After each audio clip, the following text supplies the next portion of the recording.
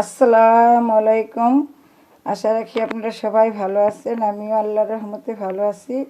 আজকে আপনাদেরকে একটা মজাদার খাবার দেখাবো, সেটা হলো পাঙ্গাস মাছ রয়েছে এখানে। পাঙ্গাস মাছ দিয়ে চীনাবাদাম। এটা আমি গরম পানি দিয়ে, একদম ফুটান্ত গরম পানি দিয়ে 10 মিনিট ভিজিয়ে রাখছি। এটা এইভাবে ঢালা দিলে পরিষ্কার হয়ে যাবে। তারপরে আমি এটা ব্লেন্ডার করে নেব। কীভাবে পরিষ্কার হয়ে যাচ্ছে, এরকম করে ডালা দিলেই সবগুলা উঠে দিব। এরকম করে আমি সবগুলা পরিষ্কার করে নেব, নিয়ে ব্লেন্ডার করব। এটা ডলা দিলেই পরিষ্কার হয়ে যাবে। এখানে মাছগুলো রেখেছি, এগুলো সব চামড়া উঠাই ফেলছি। চামড়াগুলো বটি দিয়ে ছেড়ে নিচ্ছি। এখানে একটা আছে, আপনাকে দেখার জন্য রাখছি। এটা আমি দেখাবো কীভাবে ছেড়ে নেবেন।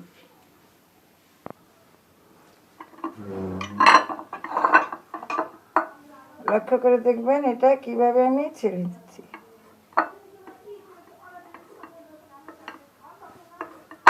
ঠিক এইভাবে মাছটাকে আমি ছেড়ে নেব।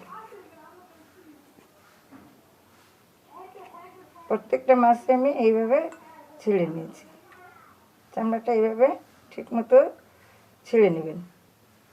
পাঙ্গাস মাছটা ছেড়ে এই চামড়াটাই বেশি খারাপ লাগে। অনেকেই বলে পাঙ্গাস মাছ খেতে। লেবুর রস দিয়ে দিলাম,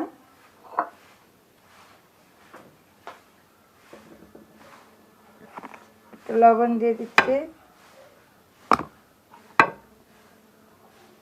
মরিচ বাটা দিয়ে নিচ্ছি।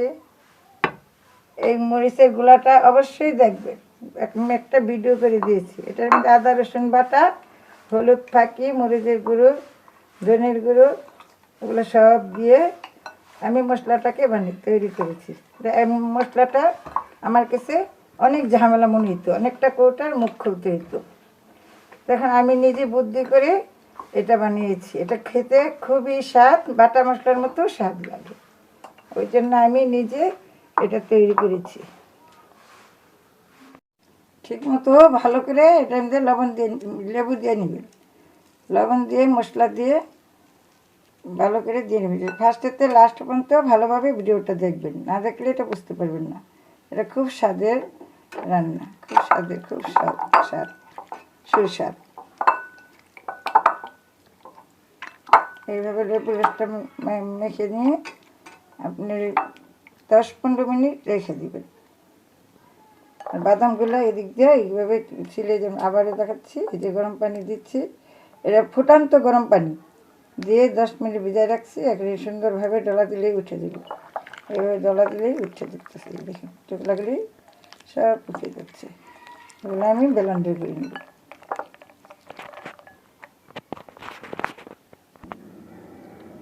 বাদামগুলা কত সুন্দর করে পরিষ্কার করে নিয়েছি। এই বাদাম পরিষ্কার না করলে হয়, আপনি লালও দিতে পারেন, সমস্যা নেই। দেখতে কি সৌন্দর্য, এই আর কিছুই না। এটা আপনি চাইলে গরম পানি দিয়ে করে নেবেন, না হয়তো এইভাবেই দিতে পারেন। লাল চকলেট সহ দিলেও কিচ্ছু হবে না, স্বাদ একই থাকবে।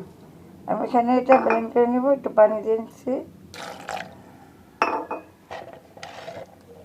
এখানে 250 গ্রাম বাদাম,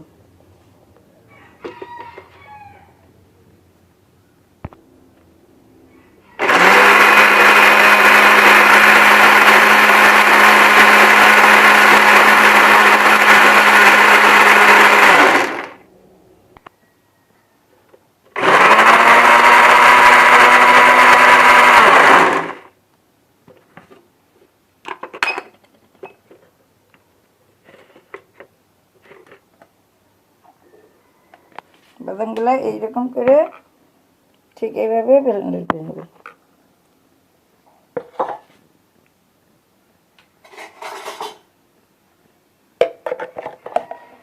ঠিক এরকম হবে।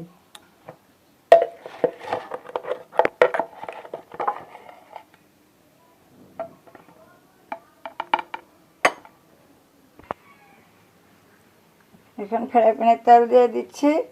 এখন মাছগুলো ভেজে নেব।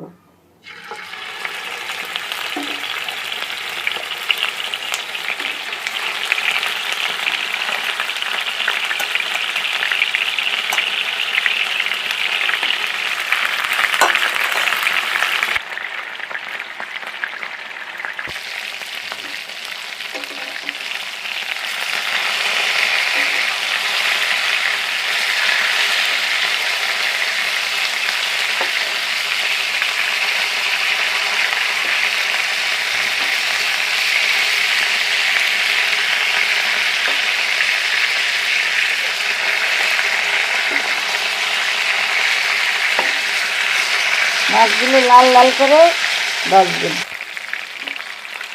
মাছগুলো লাল লাল করে ভাজা হয়ে গেছে, এখন আমি মাছগুলো উঠে আনব। এরকম করে লাল লাল করে ভেজে নেবেন।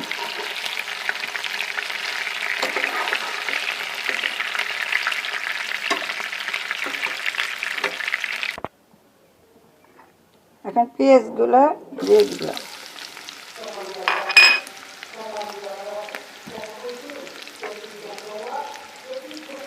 পেঁয়াজগুলো একটু লাল লাল করে ভেজে নেব, হালকা করে ভেজে নেব। পেঁয়াজগুলো হালকা ভাজা হয়েছে, হালকা করে এখন দিয়ে দেব আমি মশলা বাটা। 4 চামচে 2 চামচ মশলা বাটা দিই।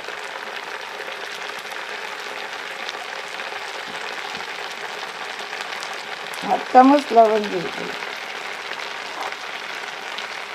এখানে মাছগুলো রাখছিলাম, ওই পানিটা দিয়ে দিই।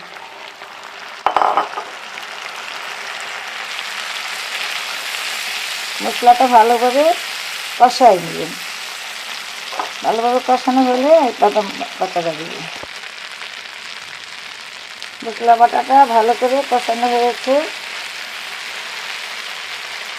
এখানে আমি বাদাম বাটাগুলো দিয়ে দেবো। ব্লেন্ডার করে নিয়েছি, এই পাটাটা বেটে নিতে পারেন, ব্লেন্ডার করে নিতে পারেন। হালকা একটু পানি দিয়ে নিচ্ছি।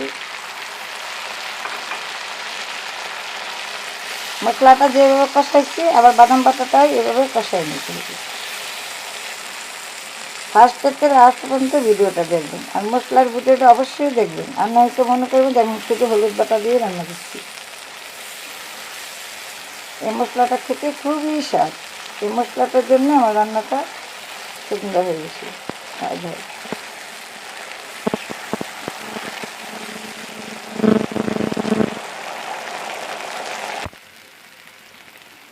বাদামগুলা কষানো হয়েছে, আপনি চাইলে এটা ভাজা বাদাম দিয়েও করতে পারেন, সমস্যা নেই।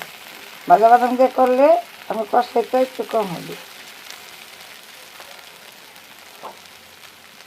আমি এখন পানি দিয়ে দিচ্ছি।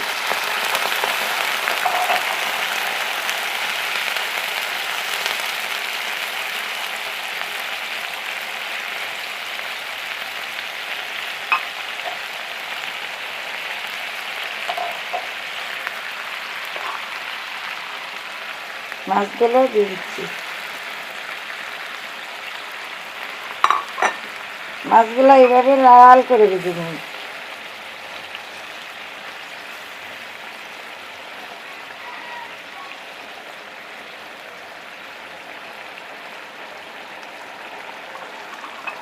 কাঁচামরিচও দিয়ে দিচ্ছি।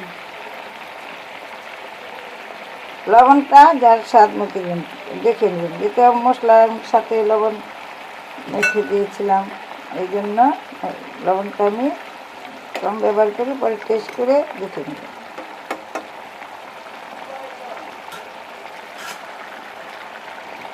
এখন 10-15 মিনিট রেখে রাখবো। কোথায় নিলাম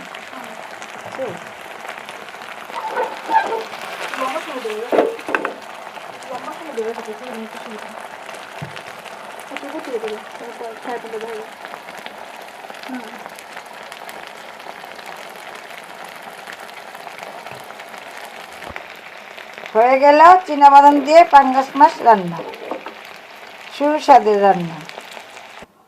এখন আমি প্লেটে বেড়ে নিচ্ছি, তরকারিগুলো প্লেটে বেড়ে নিচ্ছি। মাশাআল্লাহ, দেখুন কত সুন্দর হয়েছে চীনাবাদাম দিয়ে পাঙ্গাস মাছ রান্না।